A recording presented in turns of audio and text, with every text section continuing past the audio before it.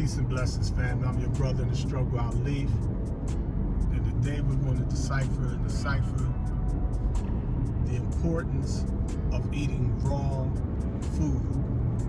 The Honorable Elijah Muhammad teaches us that when it comes to produce, fresh fruits, virtually we eat all fruits, but fresh fruits is fine to eat in their raw form. And there are some vegetables or herbs that are good to eat in that raw form also, such as carrots, garlic, onion, celery, and things of that nature there.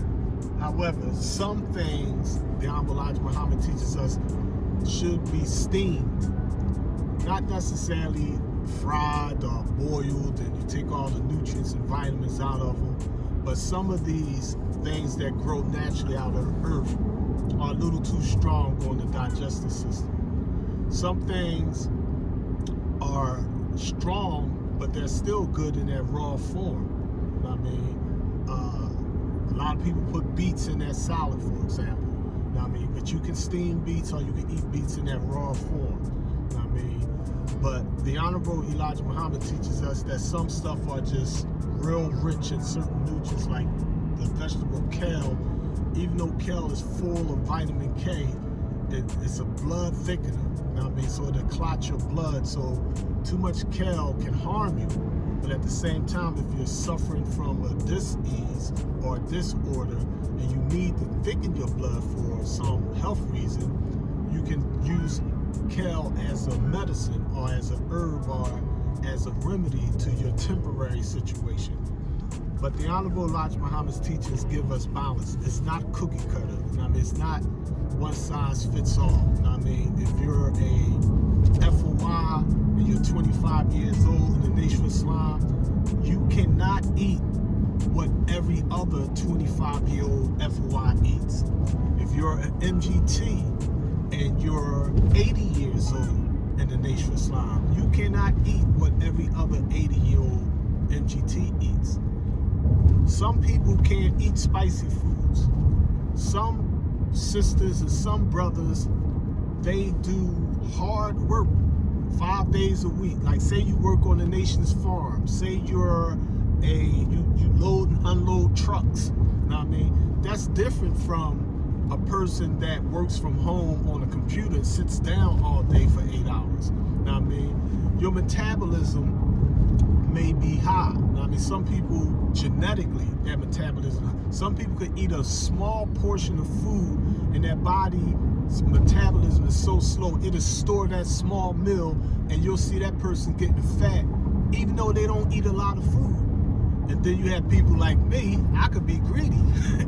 And, you know, it's hard for me to gain weight, you know what I mean? Because genetically, on my mother's side of the family, my uncles and my aunts, they all was, you know, thin naturally. That don't mean that you're healthy just because you're thin. You can still have high blood pressure, high cholesterol, diabetes, whatever, and be shining and skinny. You know what I mean? And you can be full figure and have good blood pressure, good cholesterol. You can be in good health. You know what I mean? So it's not, you know, as they say, don't judge a book by its cover. You know what I mean?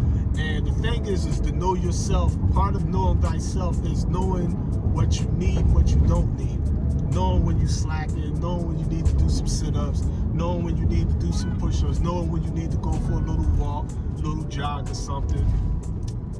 You know, as the years go forward, you can't do what you always did when you was younger.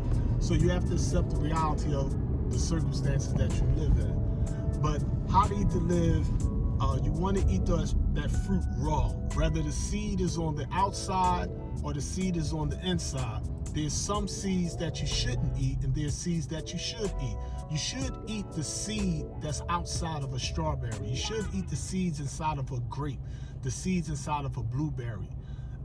You should not eat the seed that's inside of a peach or an apricot or the seed that's inside of an apple or orange or a lemon.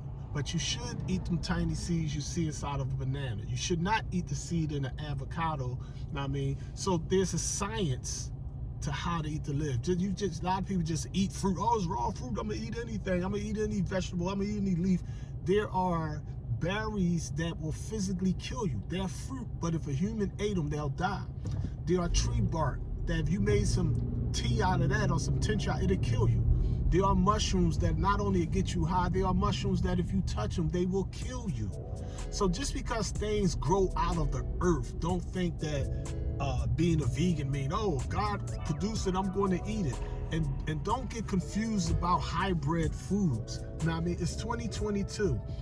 Scientifically speaking, every piece of fruit you have ever ate in your entire life, if you ate it in the last 6,000 years, it was a hybrid. If you ate an apple or orange or a banana or a stripe, it is not the original fruit. It is not the original vegetable. Now, I mean, you go to the supermarket and you see some broccoli. Natural broccoli looks very similar to a regular thin blade of grass. That's how real broccoli looks. Real bananas are real tiny. These giant bananas that we see are grafted bananas. They're not necessarily GMOs or genetically modified organisms or foods. You know, they are, you know, the super farmers are now even getting patents on the seeds. They're producing their own grafted seeds. They're splicing and using genetic mutations to put meat inside of tomatoes. So you can eat a tomato and you be eating pork. You can eat a tomato and you be eating fish. You eat a tomato and you eating beef because they put the meat genes into the fruit now. So we live in a crazy, crazy world. So, you know, you want to be practical. Now, I mean, you know, organic is as best as you can do it. There's no such thing as organic scientifically. As the Holy Quran teaches us, corruption has appeared on the land and the sea on account of what mankind's hands have wrought. So if you are growing your vegetables in your backyard and you see all these cars driving around here with all this pollution and exhaust coming out, you see all them, look at the sky, you see all them trails that our brother and sisters used to teach us about. We see all the pollution in the air that the wind doesn't even blow the pollution away. It just stay there for hours and hours and hours. Them chemtrails come right down on land on your fruits and on your vegetables and on your lakes and rivers and then your spring water. So you can have glass bottles, you can have plastic bottles or protected plastic or whatever. The land, the air we breathe. Master Fard Muhammad teaches us that we breathe 3 cubic feet of air every hour. Every breath we take is a breath of death in the wilderness of North America. So what we're doing is we're struggling to remain balanced. Now, I mean, you know, you want to Ramadan when you can. You want to fast when you can. You want to eat healthier as much as you can. Now, I mean, some people are strict vegan. My thing is if you eat meat, just don't eat pork. Now, I mean, if you're eating meat, you don't want to eat a lot of red meat. You want to wean yourself off that red meat and go to like some whiting fish. Now, I mean, some baked fish or some baked lean chicken or something of that nature there that's clean. Now, I mean, because the chicken by nature is a dirty bird. You gotta be careful. You know, you throw something on the ground, the chicken gonna eat it. If you spit on the ground, the chicken will eat your spit. Now, I mean, so you gotta make sure you're giving them real food because mad cow disease, they feed vegetarian animals, other animals. They mix it inside their meal, give them rotten wheat and oats and barleys. That's what the Purina Corporation is doing. Now, I mean, so we got to be careful in this day and time. Now, I mean, so my thing is you don't want to be extreme in anything. You always want to try to be independent, analytical in your thinking, and balancing your approach. You want to strive for that mayat. You want to keep it real with yourself. Now, I mean, and that's the best way that we can survive in the wilderness of North America. Peace and blessings, family. I'm your brother in the struggle, Brother Minister Alif. Send your questions, comments, or suggestions to ministeralif@gmail.com or visit our website at supremeangels.org. Peace and blessings. Peace and blessings, family. We just got finished grabbing some things.